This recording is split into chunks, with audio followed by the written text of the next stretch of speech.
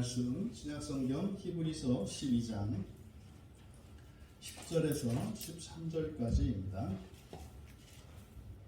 신약성경 367쪽입니다. 우리 같이 한 목소리로 함께 읽겠습니다. 그들은 잠시 자기의 뜻대로 우리를 징계하였거니와 오직 하나님은 우리의 유익을 위하여 그의 거룩하심에 참여하게 하시느니라. 무릇 징계가 당시에는 즐거워 보이지 않고 슬퍼 보이나 후에 그로 연단받은 자들은 의와 평강의 열매를 맺느니라. 그러므로 피곤한 손과 연약한 무릎을 일으켜 세우고 너희 발을 위하여 곧은 길을 만들어 저는 다리로 하여금 어그러지지 않고 고침을 받게 하라. 아멘. 고진감래라는 제목으로 설교하려고 합니다. 고생 끝에 고생한 보람이 찾아온다, 이런 거죠. 고생하면 헛되지 않다, 고생한 보람이 있다. 근데 이것은 성경에서뿐만 아니라 세상에서도 하는 이야기입니다. 노력하고 열심히 살면 그렇게 살아간 보람과 대가를 누리게 되어 있다. 그런데 사실은 이 세상이 돌아가는 것을 보면 꼭 그런 것만은 아니라는 것을 알게 됩니다. 그렇게 살아도, 열심히 노력하고 정말 애쓰고 살아도 뜻한 대로 되지 않는, 또 정반대로 오히려 차라리 그런 고생을 하지 않았더라면 더 좋았을 법한 그런 일들이 일어나게 되어 있습니다. 하지만 또 다른 방법이 없으니까 또 그렇게 열심히 하면 또 되기도 되거든요. 그래서 대체적으로 되니까 그냥 근사값으로 해서 열심히 살아라, 이렇게 이야기를 하는 겁니다. 하지만 거기에 이제 괄호치고 꼭 되는 것은 아니다, 뭐 이렇게 이제 붙어 있죠. 그럼 성경에서 말하는 고진감래는 무엇일까? 그러면 우리 기독교 신앙 안에서 하나님의 말씀으로 이렇게 예수 그리스도를 따라서 참된 신앙을 따라 살아가는 것이 될 수도 있고 안 될 수도 있을까요? 아니요. 그건 진리가 아니죠. 그래서 이 고진감래라는 말은 교회에서, 성경에서도 말씀하지만 세상에서도 말을 합니다. 하지만 세상에서는 상대적인 것이고 교회에서는 절대적인 것이다. 이것을 잊지 마십시오. 잊지 마십시오. 여러분들이 정말로 성경 하나만을 믿고 성경의 이 말씀을 따라서 여러분이 인생을 하시면 여러분 분명히 죽음 이후에 하나님 나라와 첫째 부활에 대한 그 소망의 성취는 물론이고 살아서도 반드시 여러분들은 그 열매를 맛보게 되어 있다는 것을 조금도 의심치 마십시오. 조금도 의심치 마십시오. 왜 못 누리는가 하면 중도에 포기하기 때문입니다. 우리 광야교회가 이제 만 7년이 지나서 8년째로 이제 가고 있습니다. 이렇게 주변에 세워져 있는 교회의 역사들을 보면 결정적인 분기점이 있어요. 결정적인 분기점들이. 그래서 교회가 크게 양쪽으로나, 그러니까 외형적으로나 아니면 영적으로나 특별한 하나님의 은혜로 이렇게 성장하고 성숙하고 크게 변화되어지는 어떤 터닝 포인트가 있거든요. 전환점이. 그래서 그때 그 자리에 있었던 사람은 거기를 떠나지 않습니다. 그것을 한번 경험하면 그렇게 되는 거예요. 그래서 그 사람들이 100년이 되고 200년이 된 교회를 이제 대를 이어서 그 교회를 지키는 사람들이 돼요. 그런 사람들은 특별한 은혜를 경험했던 사람들입니다. 그래서 수많은 사람들이 교회에 깃들이지만 그 교회와 함께 평생 더 나아가서 대를 이어가는 경우는 그렇게 적지도 않지만 그리고 실제로 교회 구성원들의 이렇게 많은 사람들은 아닙니다. 그런데 그게 누구냐? 바로 그 지점이에요. 특별하게 하나님이 특별한 은혜를 주시는 그 시점에 그 은혜를 맛본 사람들. 사실은 그것이 그 사람의 인생과 신앙을 결정하거든요. 우리 광야교회가요, 분명히 이제 그런 지점이 와요. 이제 뭐 잔잔하게 개인적으로 이러저러한 기도의 제목들과 뭐 인생의 문제들, 또 이런 진리의 각성들, 또 우리 내면에 일어나는 여러 가지 변화들, 뭐 이런 것들은 그것도 큰 은혜입니다만, 그렇게 부인할 수 없고 평생을 잊을 수 없는, 그래서 내 인생 전체를 휘감아 버리는 그런 특별한 은혜가 부어지는 때가 와요. 부어지는 때가 옵니다. 그래서 그 은혜들이, 그것이 광야교회가 되었던 어떤 교회가 되었던 그 교회 안에서 그런 결정적인 은혜가 부어질 때 그 은혜를 여러분들이 누릴 수 있게 되기를 바랍니다. 이 땅의 모든 그리스도인들이 그렇게 되기를 바랍니다. 그러니까 아쉬운 것은 그 시점을 피해 간다는 거예요. 그 시점. 그러니까 예를 들어서 이 교회는 1월 10일 날 됐고, 여기 2월 10일 날 됐는데, 1월 10일 날 여기 있었고 2월 10일 날 여기로 가요. 실제로 그렇습니다. 실제로. 그러니까 얼마나 안타까운지 몰라요. 오늘 성경에서 우리에게 가르치는 바가 바로 그러한 내용입니다. 우리가 하나님 나라를 추구하고 살아가고 하나님의 말씀을 따라 살아가는 그것이 이렇게 무형적인 것이고 추상적이며, 이게 정신적이고, 그리고 현실과 상관이 없는 종말론적인 어떤 성취에 대해서만 이야기하는 것이 아닙니다.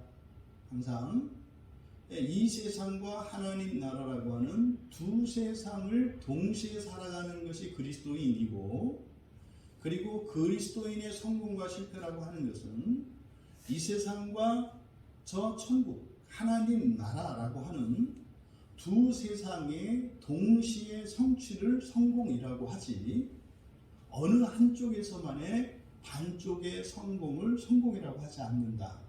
이것을 여러분들이 기억하셔야 합니다. 10절의 시작은 왜냐하면 이렇게 시작을 해요. 왜냐하면, 그러니까 10절의 내용은 바로 앞에 있는 9절의 말씀에 대한 이유를 설명하고 있는 거죠.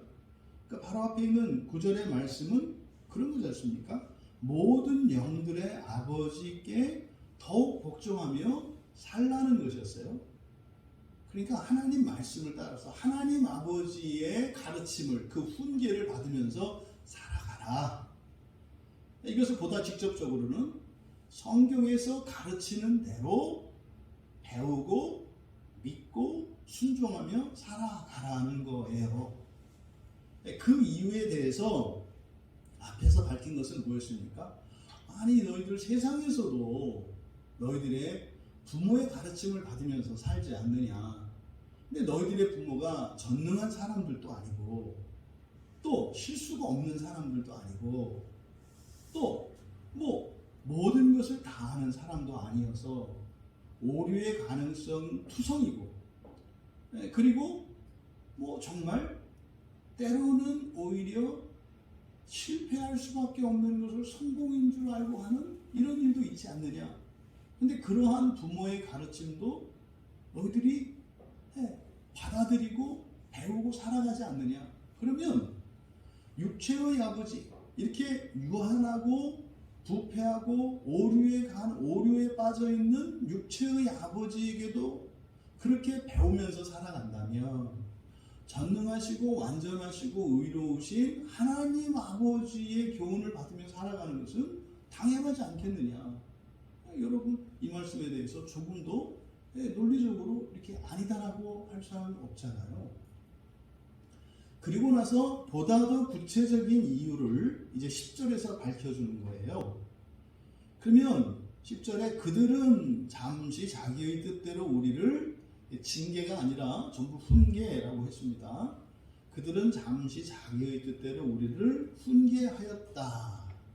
여기서 그들은 누구겠습니까? 여기서 그들은 바로 육체의 아버지, 육체의 부모들 말이에요. 그러니까 여기서 육체의 부모라고 하는 것은 아버지만 얘기하는 게 아니라 부모를 얘기하는 것이고, 부모만 이야기하는 것이 아니라 세상의 모든 선생들을 다 포함하는 말이에요. 여러분들이 직장에서도 누군가가 실력이 있는 사람이 있으면 그 사람에게 배우잖아요. 또 여러분들이 모르는 것을, 새로운 기술을 습득하기 위해서 뭐 이렇게 학원에 다니면서 선생님들로부터 배우잖아요. 여러분을 가르칠 수 있는 모든 사람들을 대표하여 여기서 아버지라고 이야기한 거예요. 그러니까 바로 이 그들이, 그러니까 육체의 아버지들이 우리에게 가르치는 것은 뭐다? 잠시 자기 뜻대로 훈계했다는 거예요. 잠시 자기 뜻대로. 여기서 잠시라고 하는 것은 사실은 우리의 인생을 가리키는 말이죠. 우리의 인생을 잠시라고 하는 겁니다. 그러니까 여러분, 세상에서 배우는 모든 지식과 기술과 이런 훈계는 100년 동안 쓰는 거예요. 100년 동안 사용하는 거다. 여러분이 어떤 기술을 배운다 하더라도 사실은 100년도 못 쓰잖아요. 응? 여러분이 기력이 쇠해져도 못 쓸 것이고, 심지어 힘도 있고 여러분들에게 그 기술도 있고 지식이 있다 할지라도 일할 기회가 주어져야 그걸 쓰는 거 아니에요. 그럼 실제로 우리가 죽어라고 배웁니다만 그 실력을 내가 가지고 있다 그래서 사용할 수 있는 것도 아니에요. 이걸 좀 사주세요 해서 나를 팔아야 되잖아요. 돈 주고 나를 팔아서 그걸 써먹어야 그럴 기회가 주어져야 되는 거 아닙니까? 그러면 우리가 그런 것들을 배우기 위해서 얼마나 애를 쓰고 노력을 하는가 생각을 해보세요. 근데 그건 사실은요, 그렇구나. 우리나라 지금 뭡니까? 요즘에 뭐 이제 대학교 가는 학생들이 너무나 이제 숫자가 줄어들어서 이제 뭐 학교들이 지금 다 문 닫고 좀 난리잖아요. 왜 그래요? 옛날에 학생들이 대학교 가서 4학년 동안 비싼 수업료를 내고 비싼 책을 사서 공부했지만, 아니 졸업하고 회사에 들어가니까 그거는 아무 쓸데가 없는 거예요. 다 갖다 버리잖아요. 그러니까 점점 이 대학을 다니는 것이 효용가치가 없다, 이렇게 이제 생각을 하는 거죠. 이게 지금 다시 우리나라 심각한 문제거든요. 대학은 그런 거 가르치는 거 아니잖아요. 대학에서 이게 공부를 하는 것과 그것의 그것으로 인한 부가적인 어떤 가치, 이거는 또 별개의 문제거든요. 그것을 이렇게 금전으로 매길 수 없는 그런 효과가 있는 거예요. 근데 이제 오늘날 이렇게 돈으로만 다 평가를 하니까 안 하잖아요. 그러니까 죽어라 하고 공부했는데 회사에 가니까 전부 새로운 거를 또 배워요. 그런 거잖아요. 또 그 회사에서 죽어라 하고 공부했더니 다른 부서로 또 가니까 또 다시 또 해야 되는 거예요. 그래서 이거를 지금 잠시라고 한 거예요. 잠시. 그 어떤 것도 어디에서나 언제나 사용할 수 있는 게 없어요. 이 훈계를 받는 게. 그거죠. 그래서 잠시라고 한 겁니다. 그 다음에 자기의 뜻대로 라고 했어요. 자기의 뜻대로. 이 자기의 뜻대로니까 썩을 육체, 필멸의 육체, 죄된 육체, 하자가 있는 육체를 가진 자의 의도하는 바 아닙니까? 그러니까 여기서 지금 그들이 우리를 훈계하였다 할 때 그 훈계하는 것은 잠시를 위한 것이고 자기의 뜻대로 하는 것이다, 이렇게 얘기를 한 거예요. 여기서 뜻하다, 독해요 라고 하는 말이 이제 뭐 가정하다, 못모라고 여기다, 뭐 이런 뜻이거든요. 그러니까 그냥 소위 말해서 뭐예요? 자기의 소견에 옳은 대로, 옳게 여기는 대로, 좋다고 생각하는 대로, 뭐 이런 거 아니겠습니까? 그러니까 10절의 상반절에서 바로 모든 영들의 아버지이신 하나님의 훈계를 받아야 되는 이유로 제시하고 있는 것이 뭐예요? 세상에서 우리에게 가르치는 모든 사람들은 잠깐만을 위한 것이고 더더군다나 온전한 것도 아니다, 이렇게 밝히고, 이제 그것과 대조적으로 이제 오직 하나님은, 그러니까 여기서 오직 하나님이라고 하는 것은 하나님의 훈계 이렇게 되지 않겠습니까? 그래서 하나님의 훈계는 우리의 유익을 위하여 그의 거룩하심에 참여, 여기가 사실은 이제 가치가 전도되어 있어요. 그러니까 이 번역이 그냥 대충 보면 비슷합니다만 굉장히 인본적으로 이게 주객이 전도된 해석이에요. 보십시오. 우리의 유익을 위하여 그의 거룩하심에 참여하게 하느니라. 뭐가 주된 거예요? 우리의 유익이 주된 거예요?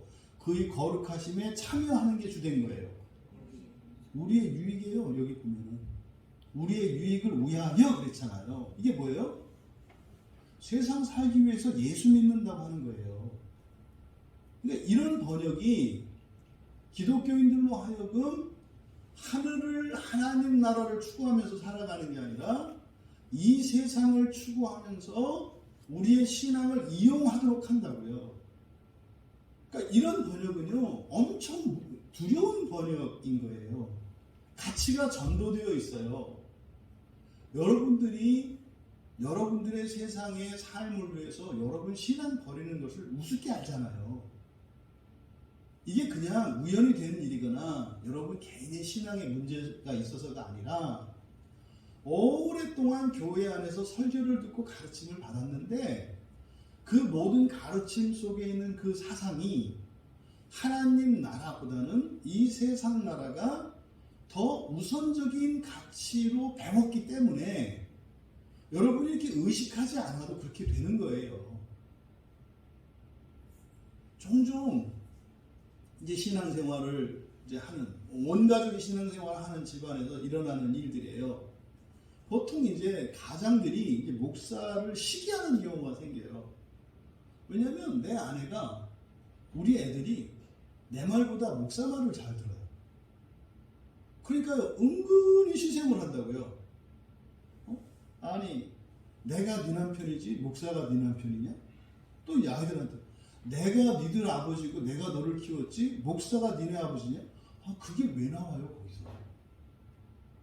목사는 여러분들의 가족관계에 들어가는 게 아니죠.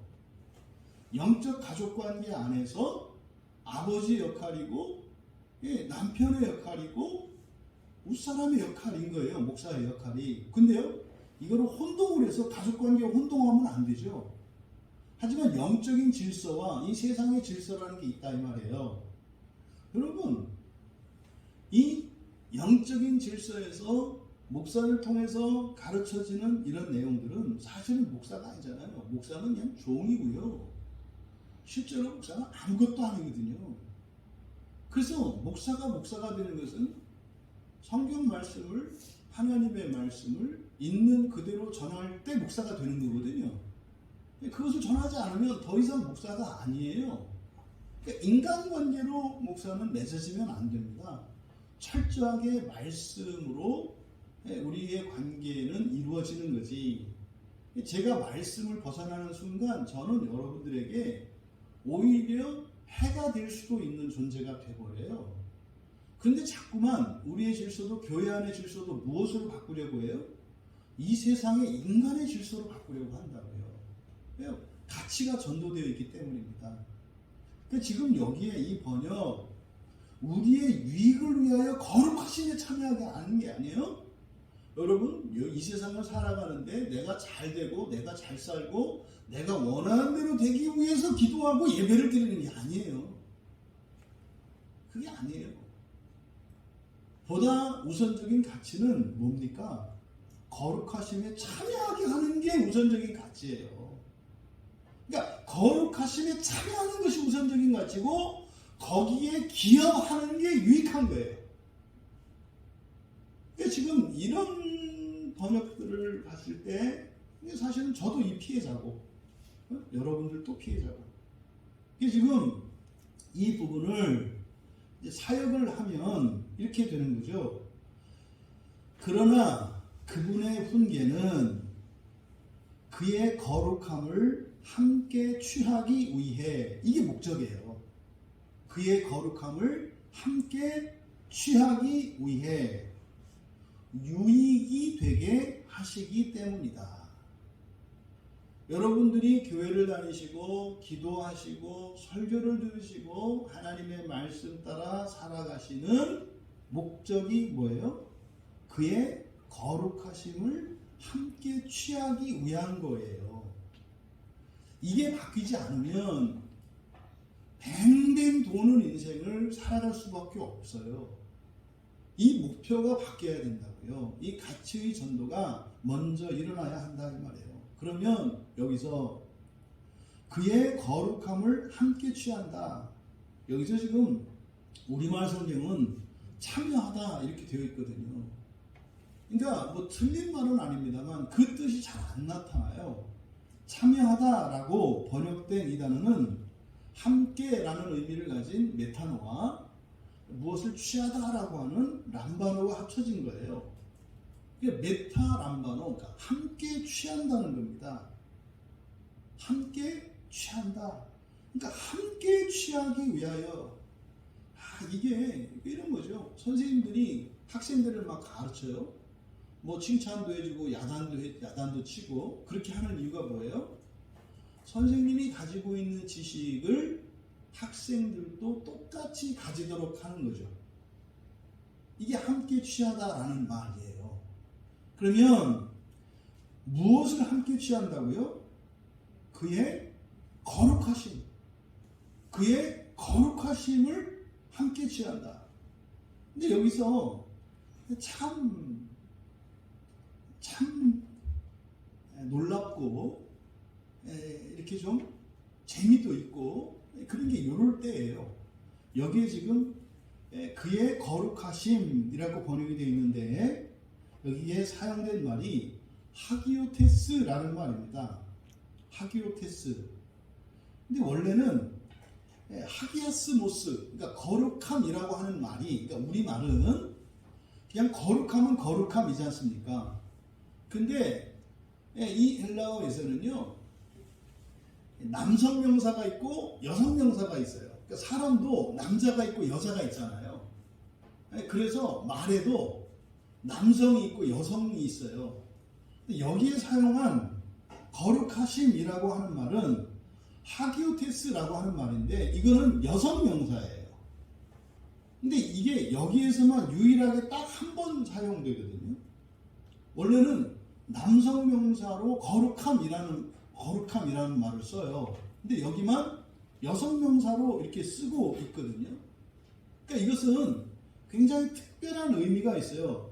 로마서 6장 19절 또 뭐 22절에 보면 로마서 6장 19절에 보면 거룩함에 이르라 이렇게 얘기해요. 거룩함에 이르라.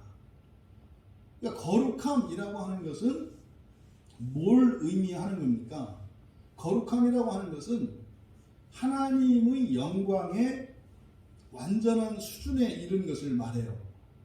하나님의 존재를 나타낼 때 영광이라고 해요. 영광. 그것을 우리가요 하나님의 형상이라고 하죠. 사람이 맨 처음 창조될 때 사람은 이 세상에 있는 모든 피조물들과 다르게 독특하게 창조되었어요. 그게 뭐냐면 하나님의 영광을 입도록, 그러니까 그것이 하나님의 형상을 따라 지음을 받았다 이렇게 얘기를 하거든요.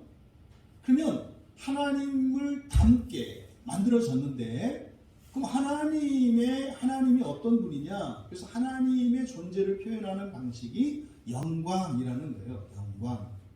그래서 우리로 하여금 영광에 이른다. 그래서 이거를 영광스럽다, 영화롭다 이게 다 같은 말이고 하나님 된다라는 뜻이에요. 하나님 된다라는 뜻이에요. 그러면 거룩함이라는 것은 뭐냐?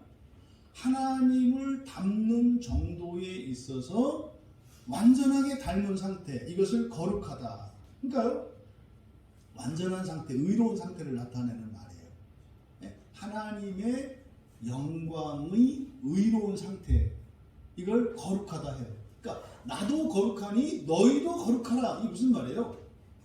너희도 나처럼 되라는 말이거든요. 나의 완전한 영광이 너희들의 완전한 영광과 같아야 된다는 거죠. 이 구약에서 아주 중요한 개념이에요. 거룩함이라고 하는 것을. 그러니까 내가 거룩하니 너희들도 거룩하라. 이 말씀은요 놀라운 말씀이에요. 네? 나와 같이 되라는 거예요. 나와 같이 되라. 얼마만큼? 완전에 이를 정도로. 그러면 여기서 거룩하심, 그러니까 거룩하심, 왜 남성명사가 아니라 여성명사로 왜 이렇게 나타냈을까? 이걸 이제 곰곰이 생각을 해보니까 뭐 남성명사나 여성명사나 의미는 같아요. 그러니까 하나님의 영광의 완전한 수준을 나타내는 말인 건 똑같아요. 근데 왜 이것을 히브리서 기자는 여성명사로 나타냈을까? 여러분 이게 떠오르지 않으세요? 하나님은요 남성으로 나타나요. 성경에서. 그리고요 우리의 신랑으로 나타나요. 그럼 우리는요 사람이 이제 사람이었지만 하나님을 닮게 되는 신자들은 여성으로 나타나요. 하나님과의 관계성 속에서 주님의 신부로 주님의 아내로 나타나요. 그러니까 지금 여기서 히브리서 기자가 여성명사로 그 거룩하심이라고 한 이것은 어떤 의도인지 아시겠죠? 그러니까 똑같은데 다른, 다르지만 똑같은, 이걸 나타내려고 하는 거예요. 남자나 여자나 사람이잖아요. 그런데 또 다르잖아요. 남자는 남자고 여자는 여자인데 남자도 사람이고 여자도 사람이잖아요. 우리의 주님 하나님이시고 우리도 하나님이 되는데 하나님이지만 달라요. 우리의 하나님은, 우리의 주님은 신랑 되시고 우리는 신부 된다고 이야기해요. 사실은 이게 그냥 인간의 유비를 통해서 우리가 어렴풋하게 이해할 뿐이지 정확한 뜻은 몰라요. 우리가 그거는 그때 가서 부활이 되고 난 뒤에라야 무슨 뜻인지 알아요. 그러니까 우리는 유비를 통해서만 알 수 있는 거거든요. 그러니까 여기에 뭐 남녀 평등이랄지 이런 개념이 다 들어가 있는 거예요. 하지만 거기에는요 구분하는 유별이 있죠. 부부 유별이라고 하는 게 우리나라의 그 성리학의 삼강오륜이라고 하는 게 교회에서의 인간론과 가족 국가론 굉장히 유사해요. 이게 지금 다 무너져 버렸잖아요. 그거 먼저 이 남녀관계에서 남녀평등 외쳤던 게 공산주의자들인 거 잘 모르실 수도 있겠다. 우리 젊은이들. 옛날에는 이걸 다 사상교육할 때 다 가르쳤거든요. 공산주의자들이 먼저 남녀평등을 이야기했어요. 왜요? 똑같이 일하라는 거예요. 여자라고 엄살 부리지 말라 이 말이에요. 여자도 남자보다 힘센 여자 많다. 그러니까 뭐요? 똑같이 일하라는 거예요. 그러니까 아이 낳았다고 그래서 그거 뭐 이렇게 유세 부리고 그러지 마라. 아이 낳았으면은 타가서 맡겨놓고 바로 나와서 일해라 이런 거예요. 이런 식으로 남녀평등이 가르쳐졌어요. 여러분 이 거룩함을 가지고도 이렇게 세분화할 수 있는 이 히브리서 기자의 하나님에 대한 이해와 신자의 장차 부활의 영광에 대한 그 이해가 얼마나 정교하고 세밀한가 하는 것을 우리가 알 수 있어요. 그러니까 여기서 바로 그의 거룩하심에 우리말 성경에는 참여되어 있지만 그의 거룩함을 함께 취하기 위해, 그러니까 성경의 모든 교훈은 목표가 뭐다? 하나님 닮는 거예요. 하나님 닮는 거. 그 하나님 닮는 것을 뭐라고 하고 있다? 그의 거룩함을 함께 취하는 것이라고 이야기를 하고 있는 겁니다. 그래서 우리말 성경에 잘 나타나 있지 않지만 이게 여성명사로 되어 있다. 지금 뭐 이야기를 나누다 보니까 거룩하심이라고 하는 것도 괜찮을 것 같아요. 그러니까 거룩하심은 여성명사다. 이렇게. 나머지는 거룩함, 이거는 남성명사다. 그럼 이때 거룩하심은 사실은 뭐예요? 덧입는 그 거룩함을 말하는 거죠. 그러니까 여러분에게 나타날, 여러분이 입게 될 그 거룩함을 여성명사로 나타낸 거예요. 그러니까 하나님께서 주시는 모든 훈계의 목적은 뭐예요?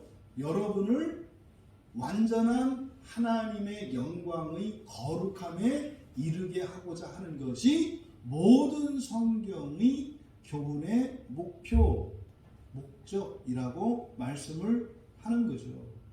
그래서 이것을 또 더 뒷받침할 수 있는 것이 여기서 목적어를 소유격으로 하고 있어요. 이 거룩함이라고 하는 것은 소유격으로 나타낼 때는 이런 거라고 그랬죠. 나는 뭐지 쉽게 이야기해서 나는 빵을 먹습니다. 이렇게 이야기할 수도 있고 나는 빵의 먹습니다. 이렇게 말할 수도 있어요. 헬라어에서는. 영어도 이렇게 하죠. 나는 빵을 먹습니다. 그러면요 다 먹는 거예요. 빵 다. 그런데 빵 쪼가리를 먹을 때는 거기다가 내가 쪼가리를 먹고 있어요 라고 하는 말을 나타내기 위해서는 빵을 이라고 하지 않고 빵의라고 해요. 전화 오는 거예요. 때르랑 전화 왔어요. 너 어디 갔어? 친구 집에 놀러 갔어요. 그래? 너 지금 뭐 먹고 있어? 빵 먹고 있어요. 근데 그 친구가 평소에 이렇게 막 아주 못된 아이야. 그래서 너 지금 어떻게 먹고 있는데 얘가 이제 집에다가 엄마한테 사인을 해주는 거죠. 대우를 잘 받고 있다. 그럴 때 어떻게 빵을 먹고 있어요. 그런데 이게 먹는 것도 아니고 그냥 빵 쪼가리 얻어먹고 있어요 할 때 뭐라 그래요? 나는 빵의 먹고 있어. 이렇게 한다 이 말이에요. 그러니까 여기서 빵의라고 이렇게 소유격을 쓸 때는 전체가 아니라 부분인 것을 나타내요. 그래서 여기서 그의 거룩하심을 함께 취한다 이렇게 되어 있는데 여기서 그의 거룩하심을 소유격으로 써요. 그러니까 뭐예요? 하나님이 됐다 그래서 맘먹으려고 하지 마라 이 말이에요. 하나님의 영광과 우리의 영광이 같아요. 그리고 거룩해져요. 그런데도 어떻다? 무한한 차이가 있다고 하는 이 차이를, 질적 차이를 말씀하는 거예요.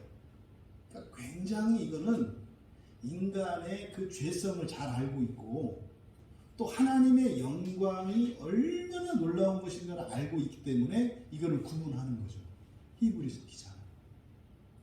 그래서 그 하나님의 거룩함을 함께 취하기 위해 그 다음에 유익이 되게 하시기 때문이다. 여기서 이제 유익을 위하여라고 우리말 성경에는 이렇게 번역이 되어 있습니다만 유익을 위하여가 아니라 어떻게? 유익이 되게 하시기 때문이다. 이렇게 해야 된다.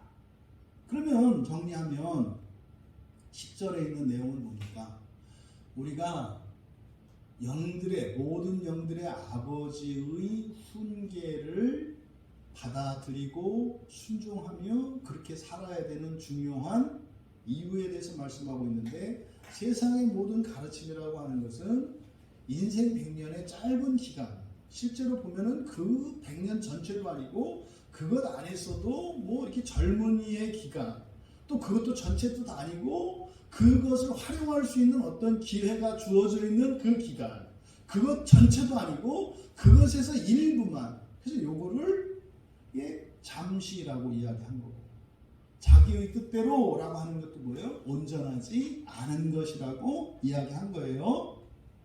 그런 면에서 그러니까요, 영원을 위하여 완전한 것이니까 하나님 아버지의 훈계를 받아들여야 하는 것이다. 그리고 두 번째 하반절에서 말씀한 것은 뭐예요? 세상의 훈계는 그저 세상을 살기 위한 것이고 사람 되는 것이지만 하나님 아버지의 훈계는 바로 그의 거룩하심을 함께 취하게 하는 것. 다시 말해서 하나님의 완전한 자녀 되게 하는 것이기 때문에 그것을 받아야 한다. 라고 10절에서 설명하는 것이다. 여러분 정말로 하나님의 말씀을 무조건 받아들여야 한다. 라고 하는 이 생각이 여러분들 모두에게 이렇게 각인이 되기를 바랍니다. 이것만 돼도요, 인생의 반은 이기신 거예요. 이것만 돼도요. 얼마나 많은 신자들이 지금도 성경을 꺾어서 듣고 이 성경을 취사 선택하죠. 받아들이고 싶은 것만 받아들이고 받아들이기 싫은 것은 받아들이지 않고 하는. 그러니까 기형적인 그리스도인들이 되어 가는 거예요. 그러니까요, 뭐 거의 프랑켄슈타인 같은 하나님의 창조된 피조물이 아니라 세상에 의해서 창조되어진 것 같은 이런 프랑켄슈타인 같은 인조인간 같은 사람들이 되어 있어요. 이 사람들이 교회 안에 앉아 있다고요.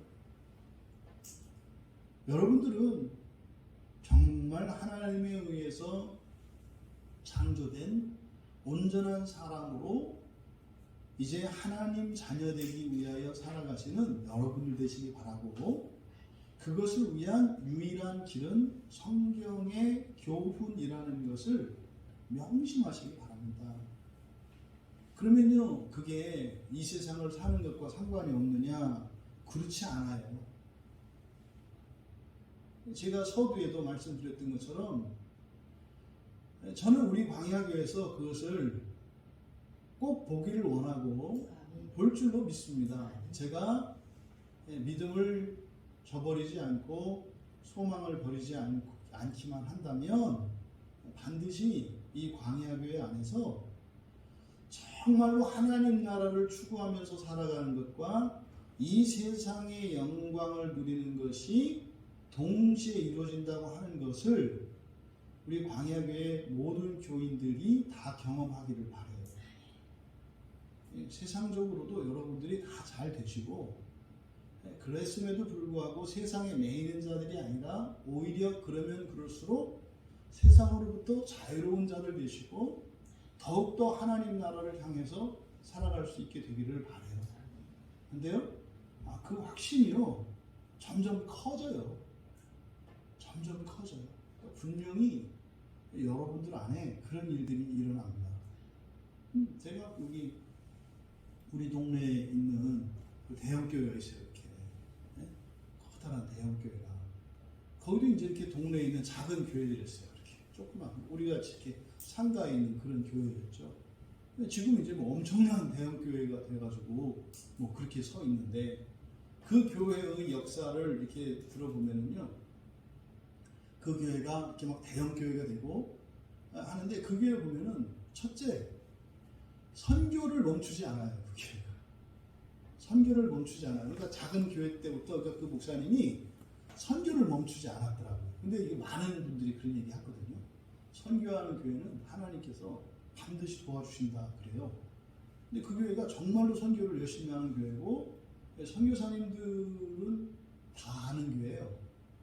왜냐면 한국에 들어왔을 때 선교사님들이 가장 머물고 싶은 숙소를 그 교회가 가지고 있어요. 그리고 가장 잘 선교해요, 선교사님들. 그래서 그 선교관에 들어가기를 굉장히 바라죠, 선교사님들이. 지난번에 우리 홍대표 선교사 들어왔을 때도 거기 이제 좀 한 달 이렇게 있을 수 있었거든요. 정말 그래요. 그러니까 뭐 굉장히 어려운 상황 속에서도 이 선교하는 일에는 중단하지 않아요. 그리고 이제 지역사회에 대한 섬김이 있어요. 근데 이제 지금은 근데 이제 그 교회가 이렇게 큰 교회로 성장하는 결정적인 그 때가 있었더라고요. 한 분이 100억을 헌금을 했어요. 그 교회가 세워진 그 땅을 한 분이 100억을 헌금을 했어요. 이게 가능한 일이에요? 근데 여러분, 이런 일이 일어나요. 교회의 역사를 이렇게 들여다보면은요, 꼭 그런 일이 일어나요. 근데 이때가 언제냐? 하나님의 특별한 그런 은혜가 부어지는 때가 있어요. 부어지는 때가. 그 자리에 여러분이 있었으면요, 여러분이 그렇게 하게 되는 거예요. 그렇게 할 수 있도록 하나님이 은혜를 주시는 그런 일들이 일어나요. 그런 게 있어요. 조금도 두려워하지 마세요. 여러분, 먹고 사는 거, 여러분의 뭐 결혼, 특히 우리 청년들 결혼 이런 거 정말로 염려하지 마세요. 정말로. 여러분들의 자녀 교육 정말로 염려하지 마세요. 우리들의 신앙이 온전한 그 하나님의 영광을 담기 위한, 그리고 하나님 나라와 첫째 부활이라고 하는 분명한 성경이 우리에게 주시는 바, 그 궁극의 구원을 목적으로 하고 그것을 위해서 여러분의 인생의 질서가 딱 세워지면은요, 되는 거예요. 절대 제가 이게 방법론으로 여러분들한테 말씀드리는 게 아니라 말씀드리는 취지는 뭐예요? 성경에서 우리에게 주신 그 복음을 따라서 살아가는 일에 여러분들이 어떤 위험이 있거나 그런 거 없다고 말씀을 드리는 거예요. 근데 그것이 걸림돌이 돼서 자꾸 머뭇거리고 다른 길로 가는 일들이 일어난다 이 말이죠. 그럴 필요 없다고 말씀을 드린 거예요. 이어지는 내용 11절은요. 무릇 징계가 당시에는 즐거워 보이지 않고 슬퍼 보이나 후에 그로 말미암아 연단받은 자들은 의와 평경을 맺느니라. 이게 이제 사실은 이걸 무릇이라고 번역한 것은 죄송하지만 이게 잘 모르겠으니까 대충 뭉개버린 거예요. 11절에 이것은 훈계에 대한 일반적인 교훈을 담고 있는 구절이에요. 11절은 무릇이라고 번역되어 있는데 여기서 무릇이라고 하는 것은 모든입니다. 모든인가요? 모든 훈계. 그러니까 훈계라는 것이 이런 것이다 라고 밝히는 게 11절이에요. 그러면 모든 훈계는요. 훈계받는 그때에는 이걸 당시에는 이라고 한 거예요. 훈계받는 그때에는 어떻다? 즐겁지 않다. 야단 맞는데 즐겁지 않다 이 말이에요. 즐겁지 않다. 그때 당시에는 받을 때는 이게 좋지 않다. 좋은 건지 알아. 그런데도 감정은 상하는 거예요. 그래서 훈계받는 일이 그렇게 기꺼운 일이 아니다 이 말이에요. 그러니까 이것은 훈계에 대한 일반 논리를 얘기하는 거예요. 일반 원리. 그러니까 훈계를 받는 모든 훈계가 여기도 지금 모든 훈계 이렇게 되어 있는데 이걸 단수형으로 썼어요. 그러니까요. 모든 훈계 하나하나가 그러니까 뭐예요? 하나도 그 어떤 훈계도 즐거운 게 없어 이런 뜻이에요. 언제? 그때 그 당시에는 받는 그 당시에는 이 세상의 그 어떤 훈계도 하나도 즐겁지 않아. 오히려 어때요? 슬퍼 보인다. 여기서 슬퍼 보이다. 이게 리패거든요. 리패. 여기서 슬픔은 그냥 슬픈 것이 초점이 아니라 고통이 초점이에요. 애통입니다. 애통. 그러니까 이게 즐거움, 이 즐거운 게 아니라 기쁜 거, 이 카라가 기쁨이잖아요. 좋아요. 그러니까 여러분들이 하고 싶어하는 일이 뭐예요? 기쁜 일이거든요. 좋아하는 거. 여러분들이 무엇을 하기를 좋아하고 반기고 하는 것은 기쁨 때문에 그래요. 그걸 카라라고 합니다. 카라. 근데 그 훈계는 이 세상에 있는 어떤 훈계도 기쁨이 되기는 게 아니라 뭐가 된다? 아픔이 된다는 거예요. 통증이 된다는 거예요. 밀폐가 된다. 밀폐가 된다.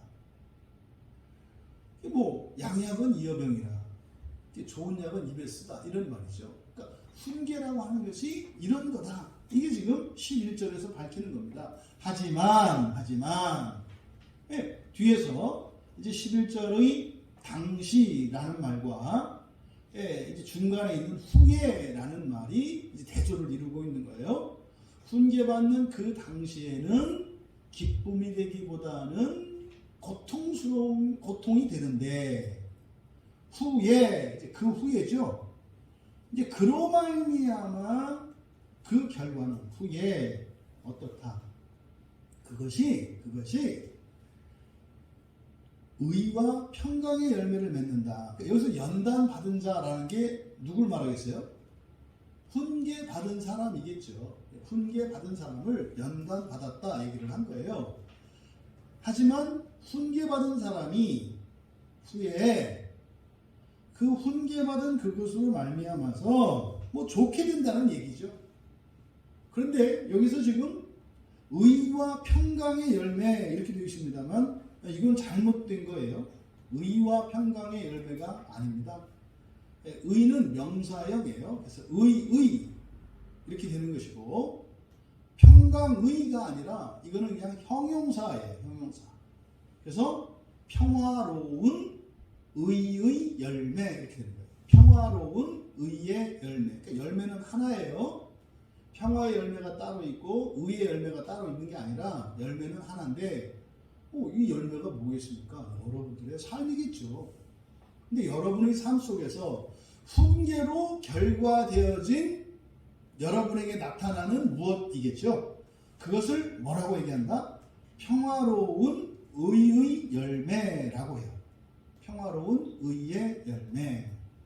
그러면 여기를 사역하면 이렇게 되는 겁니다. 그러나 후에는 그것으로 말미암아 연단받은 자들에게 평화로운 의의 열매를 낸다. 여기서 연단받았다, 연단받은, 연단하다라고 번역이 되어 있는데 이게 이제 훈련하다라는 뜻이에요. 훈련하다. 김나조. 그래서 그 독일의 학교를 김나지움이라고 하죠. 김나지움. 여기서 온 거거든요. 그래서 김나조, 훈련하다라는 뜻이에요.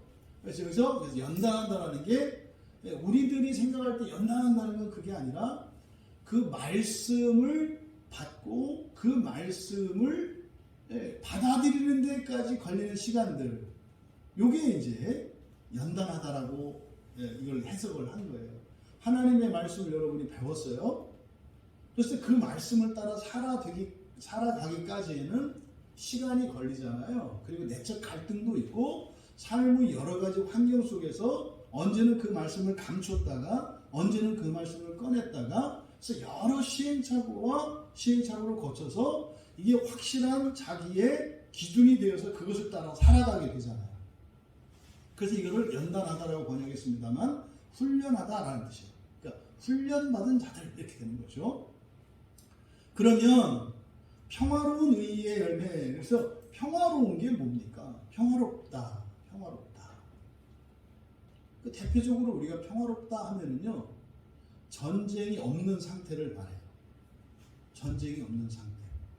그럼 전쟁이라는 것은 왜 전쟁이 없는 상태를 평화라고 이야기하냐면, 전쟁은요, 우리의 자유와 행복과 안전을 위협하는 모든 것이 종합되어 있는 게 전쟁이기 때문에 그래요. 전쟁이 일어나면요, 안전 보장할 수 없죠. 자유 보장할 수 없죠. 자유 박탈당하잖아요. 기쁨과 행복이 다 사라져 버려요.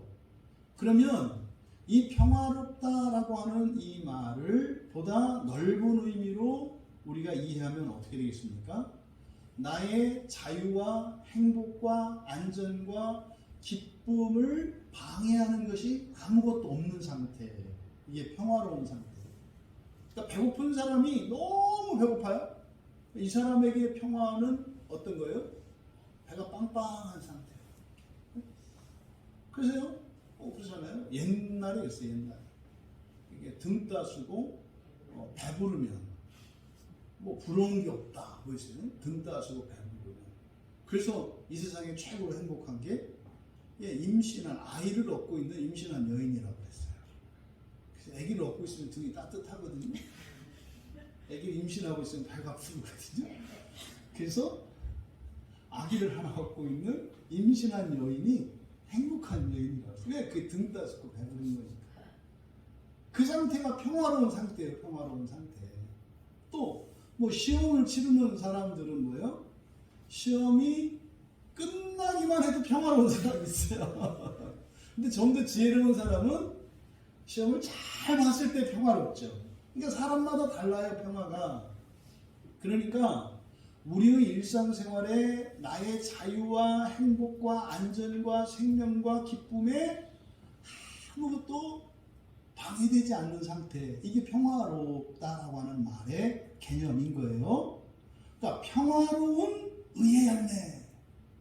여러분, 놀라운 말씀이에요.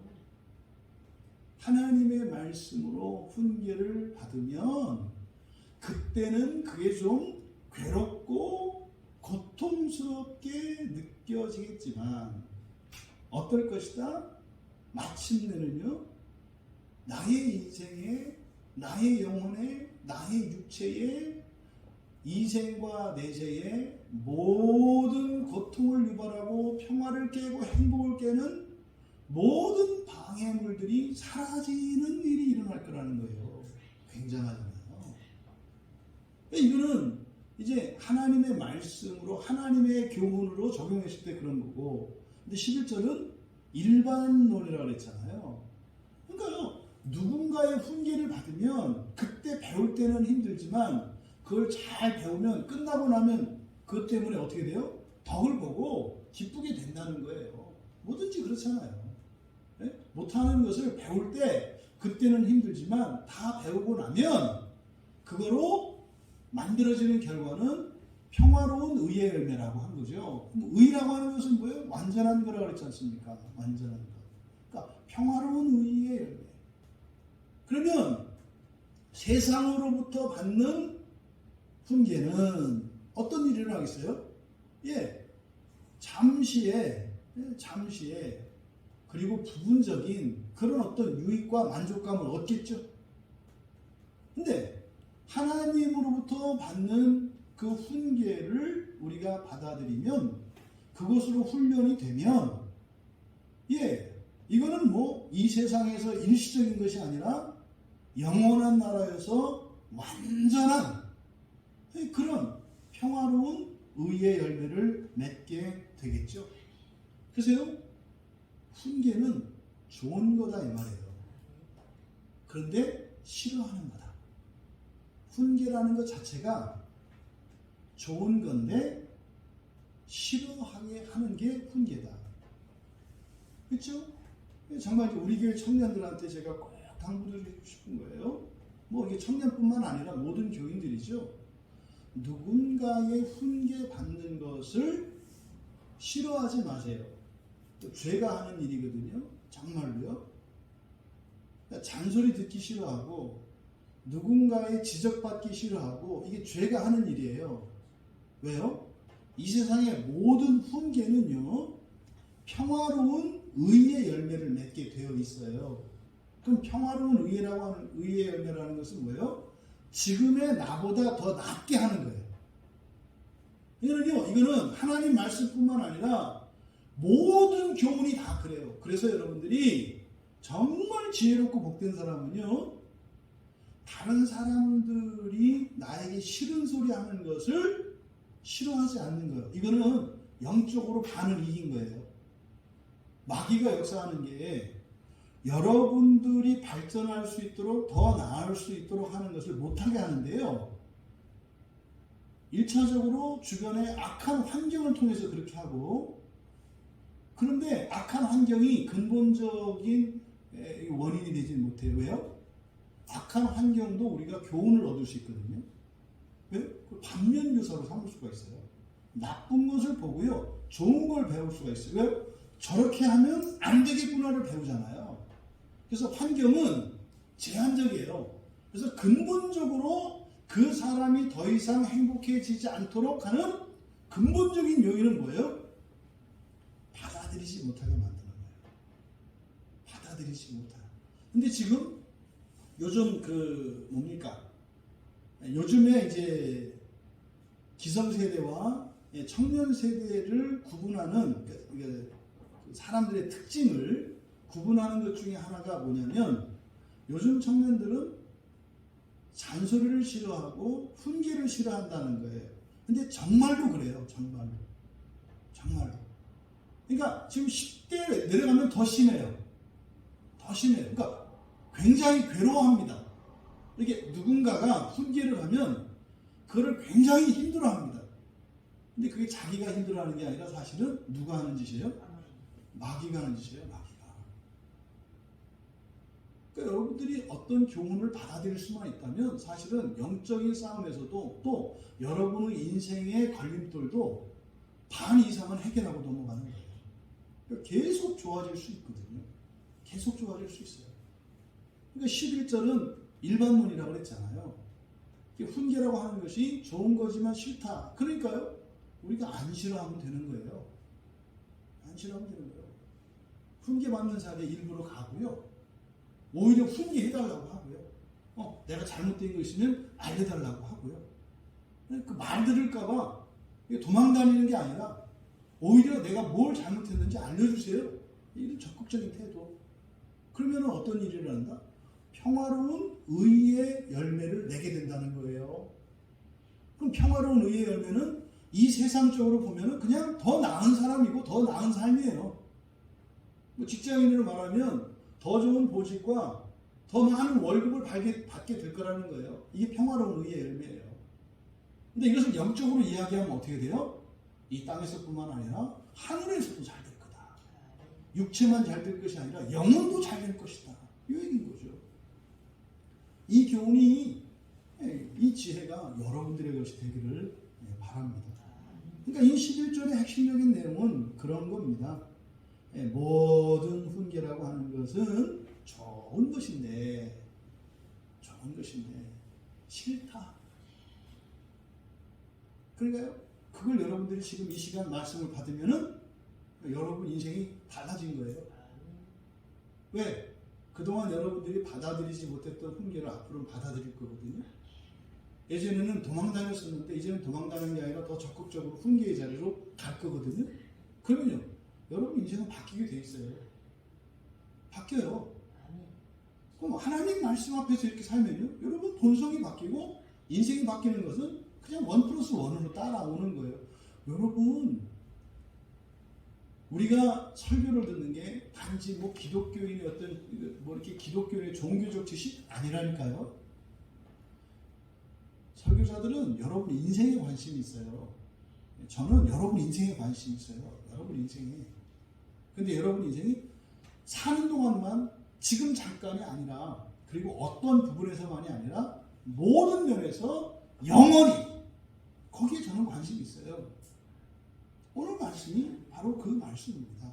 여러분, 평화로운 의의 열매를 맺게 하는 것이 훈계라고 하는 이 진리의 말씀을 여러분들이 아멘으로 받아들이셔서 언제 어디에서나 훈계를 받으심으로 여러분의 인생에 평화와 행복과 자유를 깨는 모든 방해물들이 점점 사라지기를 바라고, 더 나아가 여러분들이 완전한 하나님 자녀 되는 그 걸림돌과 방해물들이 사라져가며 여러분의 본성의 변화가 일어나길 바랍니다. 그래서요, 회사에서 공부 잘하는 사람들을 뽑는 이유가 지식 때문에 뽑는 게 아니에요. 훈계를 받아들이는 사람들이기 때문에 공부 잘하는 사람, 그러니까 시험을 봐서 이렇게 뽑는 그런 사람들이 이렇게 뭐 머리가 좋고 기억력 아니에요. 그런 사람들은요, 평화로운 의의 열매를 맺는 사람들이기 때문에 그 사람들을 뽑는 거예요. 그러니까요, 공부 못해도 상관없고요, 안 했어도 상관없어요. 중요한 건 뭐예요? 여러분들이 평화로운 의의 열매를 맺을 수 있는 사람이면은요, 자격이 없는데도 그런 기회가 주어져요. 정말로. 그래서 평화로운 의의 열매를 맺는 삶을 살아가라. 근데 단순히 이 세상에서 뿐만 아니라 영원한 하나님 나라에서까지. 이런 말씀이 없어요. 다른 책에. 진짜로 없어요. 이렇게 부분적으로는 있거든요. 그러니까 이러한 가르침이요, 성경 외에는 없어요, 여러분. 그 어떤 책에도 이런 내용이 엄청난 진리예요. 엄청난 진리. 이어서 그러므로 이거는 여러분들이 바로 앞에서 10절과 11절의 내용을 얼마나 여러분들이 이해하고 받아들였느냐에 따라서 그러므로의 의미가 달라져요. 만약에 이 그러므로가 본래의 기능을 한다면, 그러니까 앞에서 10절과 11절에서 말씀하신 이 놀라운 진리를 통해서 이후에 주어질 이 말씀을 여러분들이 그냥 결단하고 아멘하고 받는 거예요. 그러므로, 이것은 실천적인 지침이 되겠죠. 그러므로 피곤한 손과 연약한 무릎을 일으켜 세우고 너희 발을 위하여 곧은 길을 만들어 저는 다리로 하여금 어그러지지 않고 고침을 받게 하라. 지금 12절과 13절은 우리들에 대한 내용이에요. 나의 인생, 나의 한계, 나의 능력, 나에 대한 이야기예요. 우리에 대한 이야기예요. 그러니까 12절과 13절에 있는 내용은 지금의 나입니다. 지금까지 살아왔던 나입니다. 버리지 못하고 극복하지 못한 나의 한계입니다. 이것을 12절과 13절에서 이렇게 말씀하신 것인데, 12절에 피곤한 손과 연약한 무릎을 일으켜 세워라 명령이에요. 피곤한 손과 연약한 무릎을 일으켜 세워라. 이거는 이사야서 35장 3절 말씀의 인용입니다. 이사야서 35장은 어떤 내용이냐면 메시아 왕국에 대한 예언이에요. 메시아 왕국. 역사적으로는 이것을 배경으로 하는 것은 바벨론에서 이제 포로로 끌려갔잖아요. 포로로 끌려갔다가 그들 가운데에서 예루살렘 성전을 재건하기 위해서 돌아오는 사람들이 있어요. 네, 그 사람들이 지금 예루살렘으로 돌아와서 성전을 다시 세우고 성벽을 다시 세울 거거든요.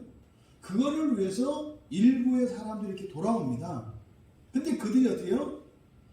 그 고대의 시대에 자기의 짐을 들고, 사실은 바벨론에서 이미 70년 포로 생활 기간을 지냈기 때문에 거기서 안정이 됐어요. 나름대로 이렇게 그냥 편안하게 살만하다 이 말이에요.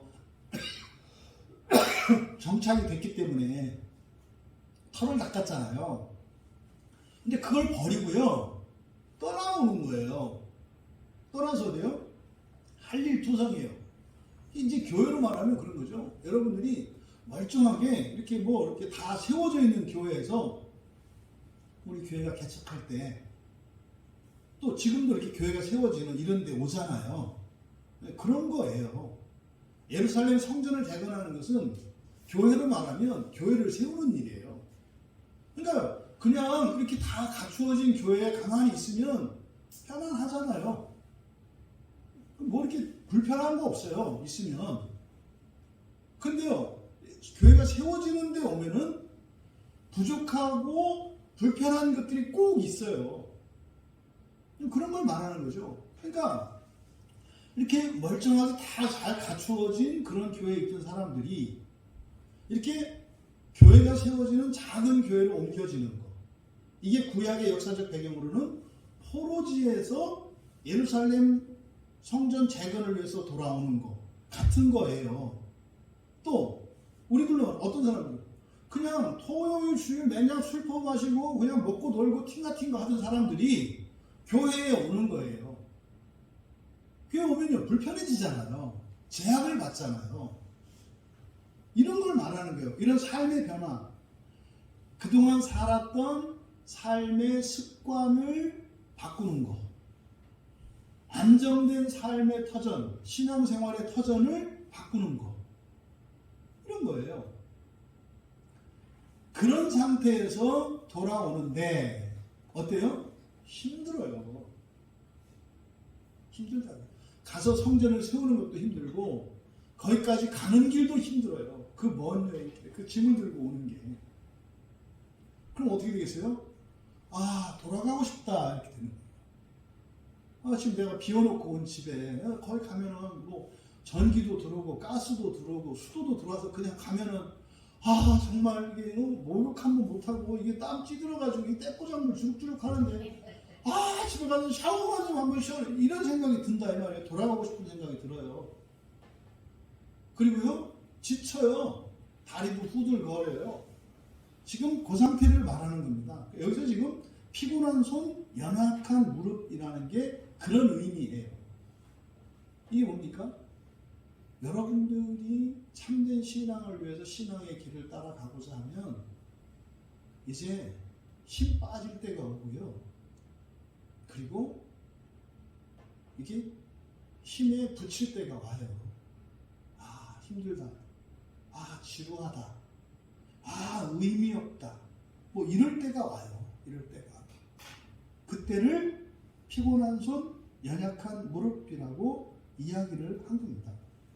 이걸 그대로 구약 성경을 그대로 직역하면 여기서 우리말로는 지금 피곤한 손이라고 되어 있는데 이게 그냥 축 처진 손이에요. 이게 늘어진 손, 이렇게 늘어진 손.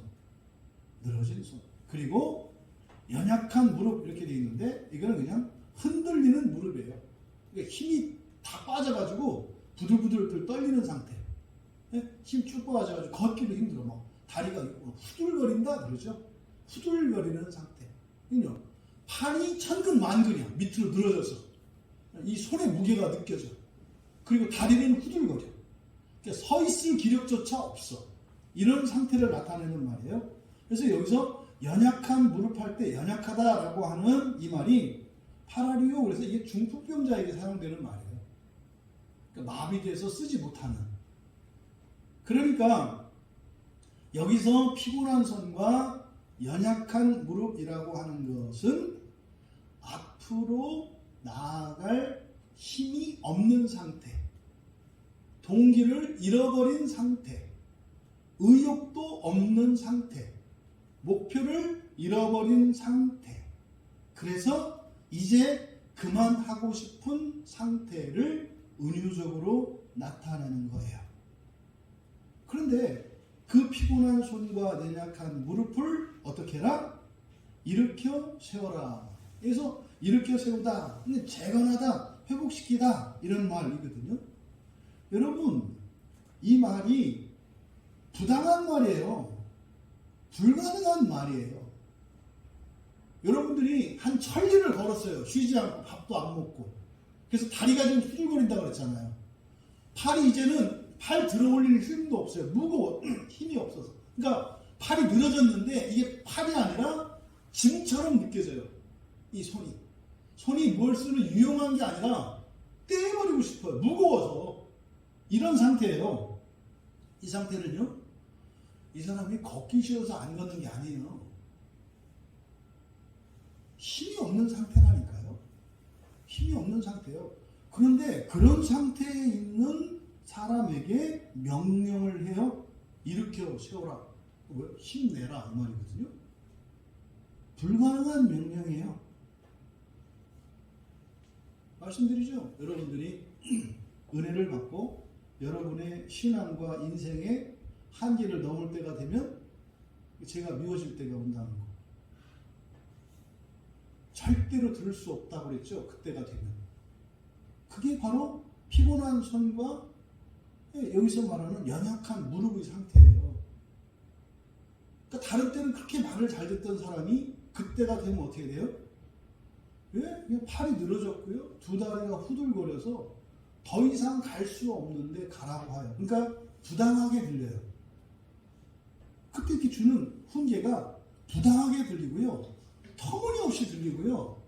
이거는 불가능한, 그러니까 뭐예요? 내 형편을, 내 사정을 모르고 하는 말로 들려요. 이게 지금 그런 거예요. 피곤한 손과 연약한 무릎을 이렇게 세우라. 이게 쉬운 얘기가 아니에요. 할 수 없는 요구라니까요. 여러분, 예수님이 중풍병자에게요. 네 죄가 사했다. 일어나 걸어라 그래요. 여러분이 중풍병자 입장이 돼보세요. 주님 앞에 갔거든요. 지금 뭐 사지 마비돼서 이거 누워있잖아요. 이렇게 쳐다보더니 네 죄를 사했다. 일어나서 걸어라 그래요. 그럼 뭐라 그랬어요 여러분? 장난해요? 이러는 거지. 내가 지금 뭐 아프지도 않은데 지금 이러는 줄 알아요? 이런 거잖아요. 여러분, 그 긴장을 여러분들이 상상해 보셔야 돼요. 여러분들이 사지가 마비된 사람이고요.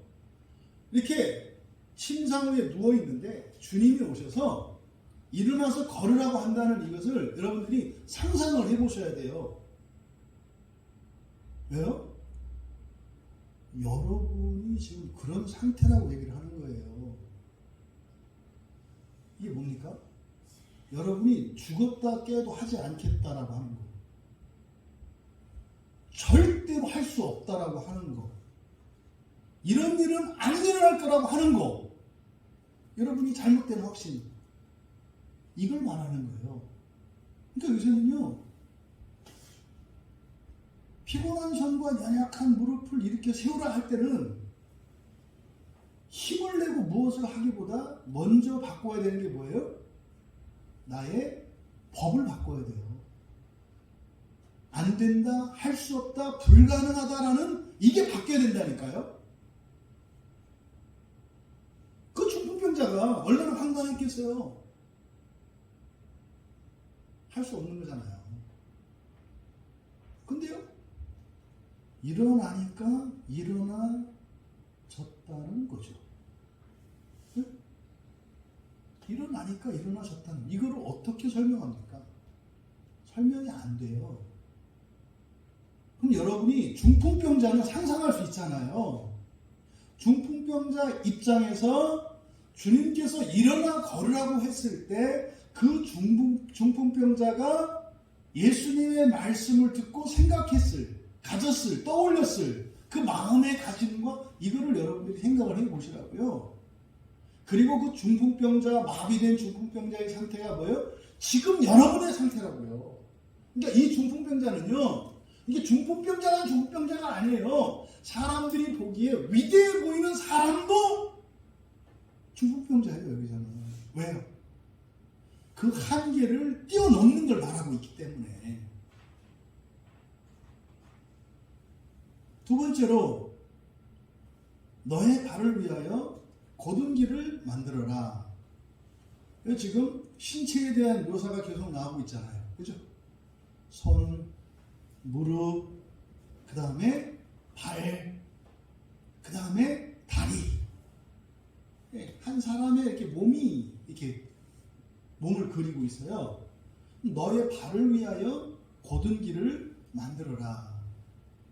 여러분, 여기서 발을 위하여 곧은 길을 만들어라. 그래서는 발을 위하여가 아니라 그냥 발로입니다. 발로. 너희의 발로 곧은 길을 만들어라. 이렇게 되는 거예요. 그러니까 보세요. 내 발을 위해서는 뭐가 필요하다? 곧은 길이 필요하다. 이렇게 한다고요. 그러니까 주님, 나의 발을 위하여 곧은 길을 주시옵소서. 이렇게 되는 거예요. 하나님 나에게 돈을 주시고 신랑감을 주시고 일터를 주시고 뭐를 주셔서 내 발로 하여 곧은 길을 가게 하옵소서. 그 얘기가 아니라고요. 발로 곧은 길을 만들어라. 무슨 말입니까? 곧은 길을 가라는 얘기예요. 여러분 인생은 여러분이 만들 수 있어요. 여러분 인생이 왜 이렇게 비비 꼬였냐고요? 여러분이 가기를 비비 꼬면서 가요. 하나님이 우리의 인생을 어떤 방식으로 고쳐주는지를 가르쳐 주시는 거예요. 우리가 비비 꼬이는, 휘청거리며 쩔뚝거리는 이런 길을 가면 그 길이 움푹 패이고 울퉁불퉁한 길이 되고요. 미로처럼 뱅뱅 꿰어 돌아가는 미로와 같은 인생길을 살아가게 돼요. 여러분은 여러분의 인생을 개척하실 수 있어요. 왜요? 주님께서 약속을 하셨고. 근데 그러기 위해서 주의 훈계가 필요한 거예요. 훈계를 따라서 여러분의 두 발로 곧은 길을 만들어라. 그러면요, 여러분이 간 그 발자국이 길이 돼요. 그러면요, 여러분의 후손들이 그걸 따라간다니까요. 이게 여러분, 복의 전가, 의의 전가, 축복의 전가예요. 만약에 우리가 우리의 발로 비비 꼬이며 쩔뚝거리며 길을 가면 한쪽이 패여요. 그럼 뒤따라오는 사람들은요, 두 발로 걸어오려고 해도 한쪽이 움푹움푹 패여있는 길 때문에 몸에 장애가 생겨요. 이게 죄의 전가라니까요. 여러분의 두 발로 어떤 길을 가느냐. 근데 여기서 보세요. 곧은 길을 가라. 빤듯한 길이잖아요. 빤듯한 길, 곧은 길을 가려면요, 목표가 있어야 되겠죠. 그러니까 목표가 설정이 되고서라야 곧은 길을 갈 수가 있죠. 네, 앞에 목표가 있어야 그걸 바라보고 가는 거 아닙니까? 그러면은요, 목표를 향해서 고든 길을 가면은요, 목표가 저 앞인데 요 앞에 계곡이 있어요. 예? 요 앞에 바다가 있어요. 그럼 어떤 일이 일어나요? 바다가 열리는 일이 일어나고요. 예? 계곡이 메꿔지는 일이 일어나고요. 산이 깎이는 일이 일어나요. 광야교회에서 이것을 반드시 경험하는 분들이 있을 겁니다. 반드시 있을 겁니다. 여러분은 누군가가 내 목숨을 10번을 위협해도 빼앗기지 않는 그런 순교자적인 삶을 살아갈 수가 있어요. 어떻게 하면요? 여러분의 발로 고든 길을 가면은요, 그렇게 돼요. 죽인다고 해도요, 겁나지가 않는 일들이 일어나요. 왜요? 거기에서 하나님이 어떤 일을 이루실 것을 알기 때문에. 이미 경험했으니까. 두 발을 위하여가 아니라 두 발로 고든 길을 만들어라. 고든 길을 만들어라. 세 번째, 저는 다리로 하여금 어그러지지 않고 고침을 받게 하라. 여기서 저는 다리는 절름발이지 않습니까? 절름발이. 그렇죠? 이건 전부 우리들에 대한 이야기라고 했어요.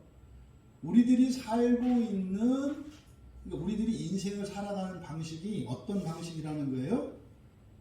절름발이로 살아가는 것과 같다고 얘기하는 거예요. 이거는 놀리고자 하는 게 아니라 너무 애쓰고 너무 수고하고 있다. 한쪽 다리를 절면서 걸어가는 게 얼마나 힘든 줄 아세요? 무지막지하게 힘들어요, 여러분. 무지막지하게 힘들어요. 보통 힘든 게 아니에요. 한쪽 다리가 힘을 못 써서 한쪽 다리로 몸을 지탱하면서 쩌뚝거리면서 갈 때 이 관절과 이 뼈마디가 남원하질 않아요. 새끼발가락이 다쳐가지고 제가 밟혀가지고 발을 쓸 수가 없었어요.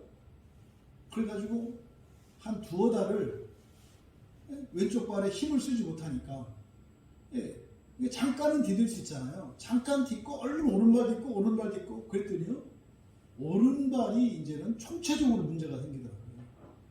오른발. 여러분들이 살고 있는 인생이 왜 절름발이냐? 하나님을 의지하지 않고 하나님과 상관없이 여러분 혼자 살아가는 것을 절름발이라고 하는 거예요.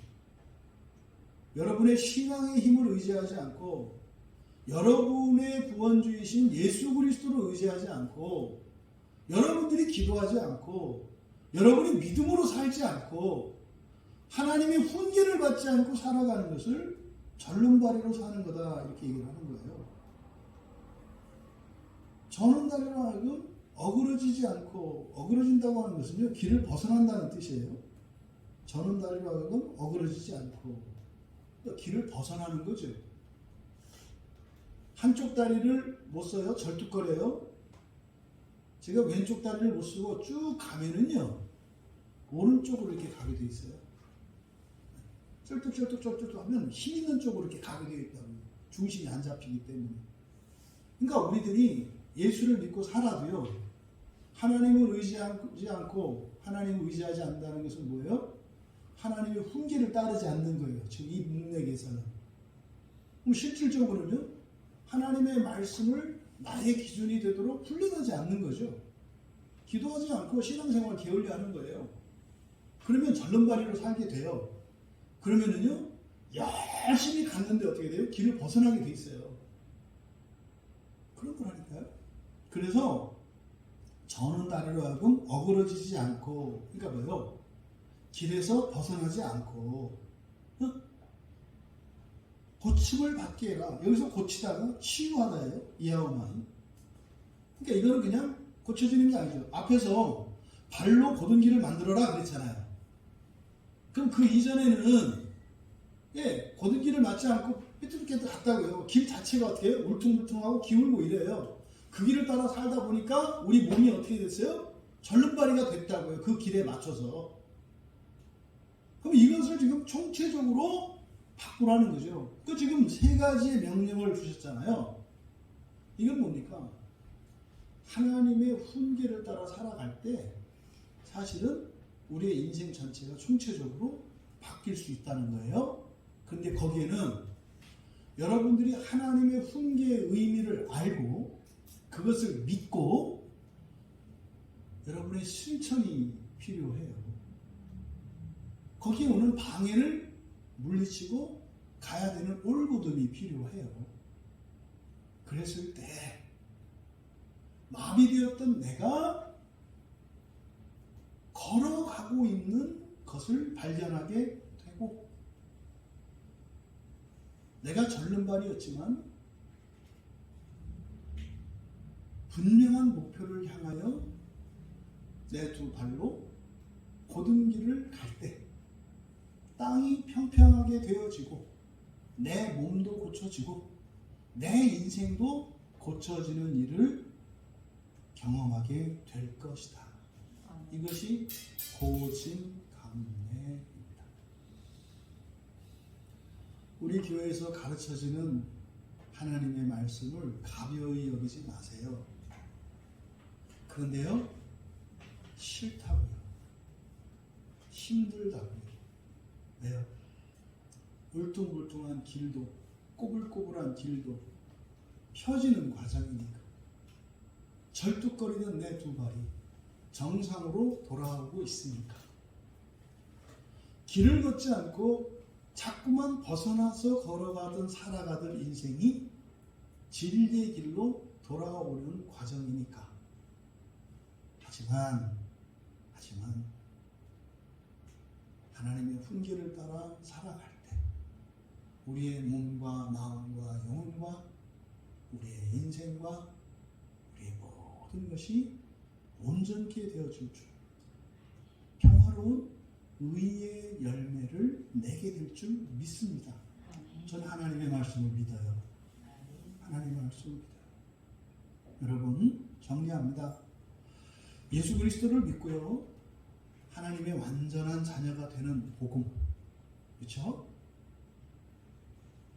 우리 존재의 부활 때 살아가게 될 완전한 환경이 구축되는 하나님 나라, 그것을 소망으로 살아가는 사람들, 그걸 목표로 살아가는 사람들에게 성경의 훈계를 전적으로 수용하고 살아가는 것이 당연하다는 거예요. 논리적으로도. 네? 그 효과는 떠나서 그렇게 살아가는 것이 당연하다는 거예요. 왜요? 그렇게 살지 않는 것이 참 부질없고 헛되고 맹목적인 것이기 때문에 그렇다라는 거예요. 이건 나을 수 있다는 거예요. 그러니까 1차적으로 성경의 가르침을 따라 살아가는 것은 당연한 것이다. 두 번째로, 이렇게 힘들고 그만하고 싶고 지루하고 더 이상 할 수 없을 것 같을 때 동기부여되지도 않고 목적의식도 잃어버렸을 때, 그래서요, 지금 당장은 그런 기쁨도 없고 오히려 싫어질 때, 그때 하나님의 약속의 말씀을 믿고 그런 기간, 그런 과정에 여러분이 포기하지 않고 믿음으로 하나님의 훈계를 따라 살아간다면 총체적으로 하나님께서 나의 모든 것을 바꾸어 주신다는 것을 기억해라. 세 번째로, 하나님의 말씀대로 살되 믿음과 소망으로 살아가라. 왜요? 주님은 그런 방식으로 나를 바꾸시고 내 인생을 새롭게 만들어 가시기 때문입니다. 언제일지 모릅니다. 우리들이 이 광야교회에 모여서 이 광야교회를 세우는 일에 참여하고 있습니다. 적지 않은 사람들이 함께 이 교회를 세우는 일에 참여했었죠. 어떤 이들은 있다가 가기도 하고 또 남아있기도 하고 또 새로운 사람들이 오기도 하죠. 이런 일들은 계속 될 겁니다. 하지만 여러분의 인생에 교회와 함께 평화로운 의의 열매를 맺게 하시는, 이것은 세상에서도 그렇네, 교회에서 그러지 않겠는가. 그리고 실제로 우리의 인생의 모든 것을 총체적으로 바꿀 수 있는 길은 없어요. 주님 이외에는 없어요. 예수 안에 오직 성경만을 믿고 참된 진리를 추구하며 살아가는 우리 고생하고 있습니다. 근데요, 반드시 평화로운 의의 열매가 맺힌다는 것을 기억하시고 그 평화로운 의의 열매를 누리시기까지 포기하지 않고 승리하시는 우리 모두가 되시기를 주님의 이름으로 축원합니다. 우리 말씀을 생각하며 잠시 기도합니다. 여러분, 우리 신앙은요, 그냥 우리의 삶과 상관이 없는 것이 아니라 우리의 인생을, 우리의 삶을 총체적으로, 근본적으로 완전하게 바꿀 수 있는 길입니다. 이게 성경에서 말하는 구원이에요. 오늘 말씀을 생각하며 기도할 때 정말 하나님, 내가 예수를 믿고 성경의 모든 약속을 믿고 믿음으로 그 길을 따라 살아갈 때 나의 모든 것을 완전하게 하시는 하나님의 구원의 열매를 보기 원합니다. 그것이 우리들 개인뿐만 아니라 우리 교회에 속한 모든 지체들이 그 평화로운 의의 열매를 다 내기 원합니다.